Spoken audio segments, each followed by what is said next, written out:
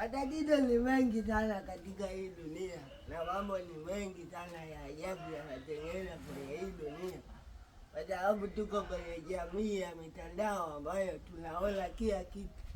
Watu wanaitoa ufahamu sana katika hii dunia, watu wanaitoa ufahamu kiasi cha kwamba wanataka watufanye hivi machizi, kwa sababu wao wanaamini kwa kuwa na nguvu ya maneno ambayo yanashawishi ndio ambayo yatawapa wao kila kitu.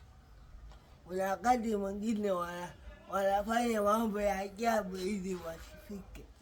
Sasa siku ambayo wao watakuja kuingia katika matatizoni, ndio wanakuja kugundua kumbe walichokuwa wanakifanya ni kibaya.